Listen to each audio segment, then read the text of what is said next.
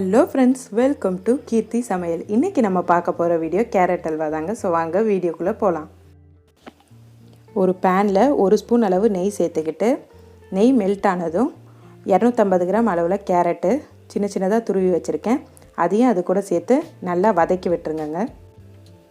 ஏன் இப்படி வதக்குறோன்னா, அந்த கேரட்டோட பச்சை ஸ்மெல் போகிறதுக்காக தான். 5 நிமிஷம் அது நல்லா வதங்கினதுக்கப்புறமா நான் 350 ml பால் எடுத்து வச்சுருக்கேன். அந்த பாலை அது கூட சேர்த்துக்கிறேன். உங்களுக்கு பால் ரொம்ப அதிகமாக சேர்த்துக்க பிடிக்கலனா நீங்கள் 200 ml பால் 150 ml தண்ணின்னு கூட ஸ்ப்ளிட் பண்ணி சேர்த்துக்கலாம். பட் பால் ஊற்றி செஞ்சிங்கன்னா ரொம்ப நல்லா டேஸ்ட்டாக இருக்கும். நம்ம ஊற்றின பால்லே அந்த கேரட் ரொம்ப நல்லா வேகணுங்க. அதனால் ஒரு மூடி போட்டு லோ ஃப்ளேமில் ஒரு 5லேருந்து 7 நிமிஷம் வரைக்கும் அதை நல்லா வேக விட்டுடலாம். பாருங்கள், பாலெல்லாம் வற்றிருச்சு. இந்த கேரட் அல்வாவை நீங்கள் குக்கர்லேயும் செய்யலாங்க. குக்கரில் வேகும் போது பார்த்து வேக வைக்கணும். அது ரொம்ப குழஞ்சிருச்சுன்னா கேரட் அல்வா நல்லா இருக்காது. வெறும் ஒரு விசில் விட்டால் கரெக்டாக இருக்கும். இப்போ இந்த ஸ்டேஜில் நான் 150 கிராம் அளவில் சர்க்கரையை சேர்த்துக்கிறேன். நான் சர்க்கரை குறைவாக சேர்த்துருக்கேன். உங்களுக்கு அதிகமாக தேவைப்பட்டால் சர்க்கரை நீங்கள் 250 கிராம் வரைக்கும் சேர்க்கலாம். அதோட கொஞ்சம் ஏலக்காய் பொடியும் சேர்த்துக்கிறேன். இப்போ இது எல்லாத்தையும் நல்லா மிக்ஸ் பண்ணி விட்டுருங்க.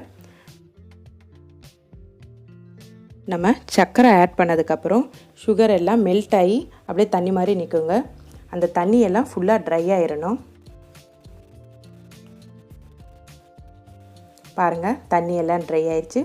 இப்போது இந்த ஸ்டேஜில் ஒரு தாளிக்கிற கரண்டியில் 1.5 ஸ்பூன் அளவு நெய் சேர்த்துக்கிட்டு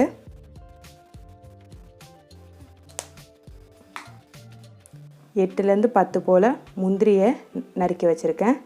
அதையும் ஆட் பண்ணிக்கிறேன். அதே போல் பாதாமும் சின்ன சின்னதாக கட் பண்ணி வச்சுருக்கேன். 2யும் ஆட் பண்ணிக்கிறேன். இதில் இந்த நட்ஸு தான் சேர்க்கணும் இல்லைங்க, உங்களுக்கு எப்படி பிடிக்குதோ அந்த மாதிரி நட்ஸுங்களை நீங்கள் சேர்த்துக்கலாம்.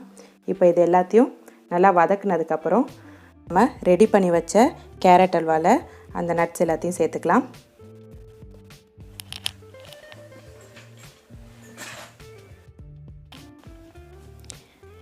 நட்ஸ் எல்லாம் சேர்த்ததுக்கப்புறம் ஒரு 5 நிமிஷம் ஹை ஃப்ளேமில் வச்சு நல்லா மிக்ஸ் பண்ணி விடுங்க. அவ்வளோதாங்க, நம்மளோட கேரட் அல்வா ரெடி ஆயிடுச்சு.